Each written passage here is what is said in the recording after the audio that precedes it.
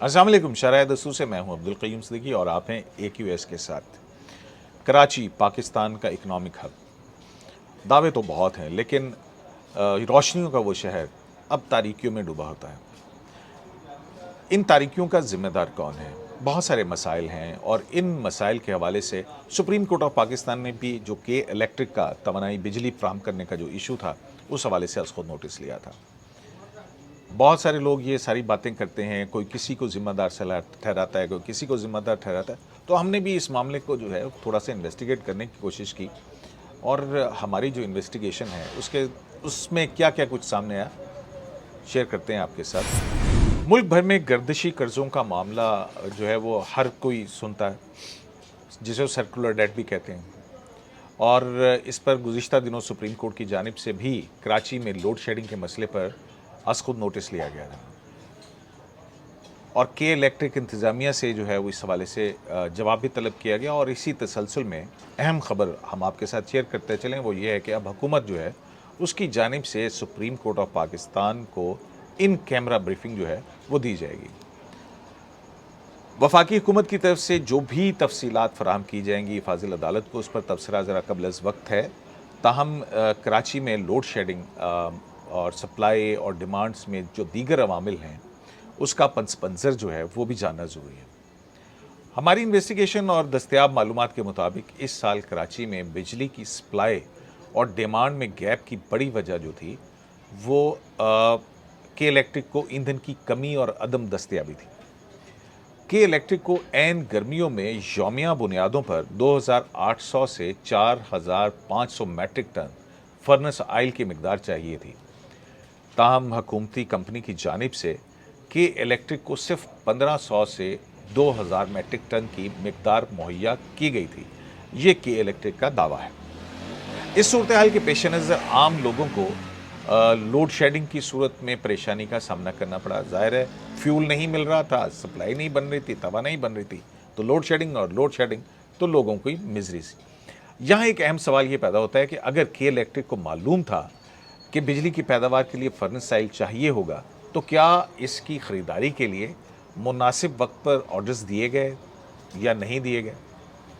ہماری جو انویسٹیگیشن ہے اس کے مطابق متعلقہ سرکاری کمپنیوں کو کے الیکٹرک کی جانب سے مطلوبہ ایندھن کی مقدار کی خریداری کے لیے آرڈرز کے سلسلے میں مطلع کر دیا گیا تھا۔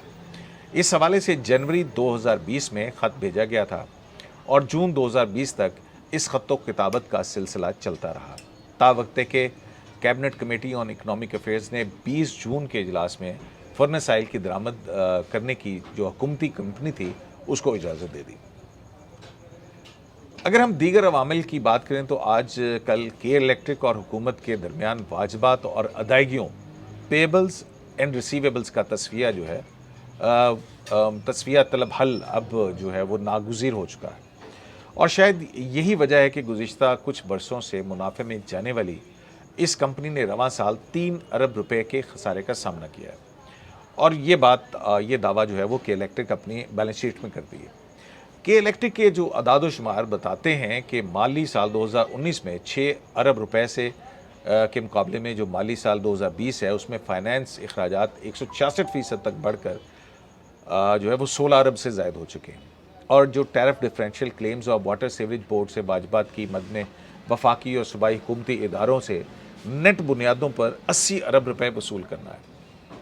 مطلب کے الیکٹرک کا یہ دعویٰ ہے کہ اس نے حکومتی اداروں سے 80 ارب وصول کرنا ہے۔ ایک دلچسپ نکتہ یہ بھی ہے کہ جو پیسے حکومتی اداروں نے بجلی کے الیکٹرک کو دینا ہے ان پر سود شامل نہیں ہے، جبکہ بجلی کمپنی کی طرف سے واجب الادا رقم میں سود شامل کرنے کے بعد 200 ارب روپے سے زیادہ کے واجبات کا تقاضا ظاہر کیا گیا ہے۔ بظاہر یہی وجوہات ہیں کہ شنگھائی الیکٹرک کمپنی کی جانب سے کے الیکٹرک کی خریداری میں رکاوٹ معلوم ہوتی ہیں۔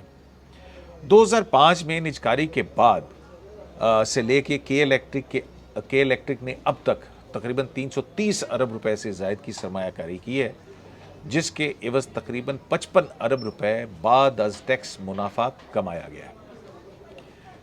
مالی سال 2020 میں 55 ارب روپے کی سرمایہ کاری کی گئی، تاہم کمپنی کو درپیش مسائل کے باعث تقریباً 3 ارب روپے کا خسارہ برداشت کرنا پڑا ہے۔ कराची में बिजली की फराहमी किसी भी कंपनी की जिम्मेदारी हो, अगर वाजबात की अदायगियाँ, ईंधन की बरवक्त फराहमी समेत बिजली की जो जनरेशन और ट्रांसमिशन से मुंसलिक जो मुरवजा मंजूरियाँ ना मिलना है, ये कराची को अंधेरे में धकेलने के मुतरादिफ होगा।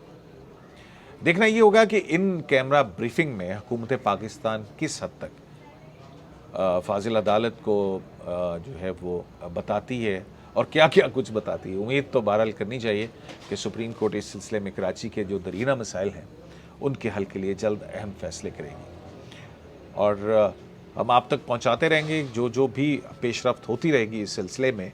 तो अहम बात ये थी कि आपको एक थोड़ा सा ओवरव्यू दिया जाए कि के इलेक्ट्रिक जो है उसका क्या दावा है, वफाकी और हुकूमत जो है वो क्या कुछ कर रही है। बहुत सारे राज हैं जिनसे आहिस्ता आहिस्ता पर्दा उठेगा।